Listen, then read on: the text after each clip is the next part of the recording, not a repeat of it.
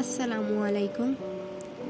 میں شادی شدہ تھا اور میری بیوی میرے مقابلے میں چھوٹے قد اور ساخت میں کمزور تھی، جبکہ میں بہت لمبے اور مضبوط جسم کا مالک تھا۔ اللہ تعالیٰ نے مجھے ایک بہت بڑا اور ایتھلیٹک جسم دیا تھا۔ چونکہ میری بیوی چھوٹی تھی، اس لیے میں اس کے ساتھ بہت مذاق کرتا تھا۔ کبھی میں چھپ کر اسے ڈراتا اور کبھی میں اس سے اس کی ڈائری چرا کر ہاتھ اوپر کر دیتا تاکہ وہ چھوٹے قد کی وجہ سے ڈائری تک نہ پہنچ سکے۔ کبھی میں اسے اس وقت ڈسٹرب کرتا جب وہ ٹی وی دیکھ رہی ہوتی یا رات کا کھانا بنا رہی ہوتی تھی۔ مجھے اسے پریشان کرنے میں بہت مزہ آتا تھا۔ مجھے اسے دیکھ کر اچھا لگتا تھا کہ وہ مجھے نقصان پہنچانے کی کوشش کرنے کے باوجود ایسا نہیں کر سکتی۔ پہلے تو وہ اس سے لطف اندوز ہوتی تھی، لیکن جب میں نے دیکھا کہ وہ میری بچکانہ حرکتوں سے بیزار ہو گئی ہے، ایک دن میں نے کام پر جانے کے لیے جلدی اٹھا اور اسے ناشتہ بناتے ہوئے دیکھ کر ہمیشہ کی طرح ڈرایا۔ پھر اس نے بڑے خوف کے لہجے میں مجھ سے کہا، اس بار جب شام کو گھر آؤ گے تو میں آپ کو نظر نہیں آؤں گی۔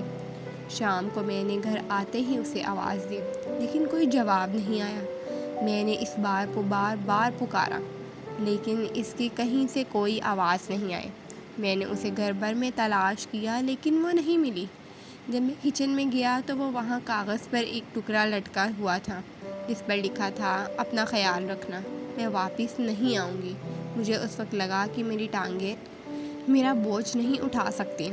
میرے پورے جسم میں تباہ کن سردی بھر گئی اور میں اس وقت زمین کی سب سے کمزور مخلوق بن گیا تھا۔ اور پھر مجھے احساس ہوا کہ یہ چھوٹی سی کمزور سی لڑکی میری طاقت کا سرچشمہ ہے اور میں اس کے بغیر کچھ بھی نہیں۔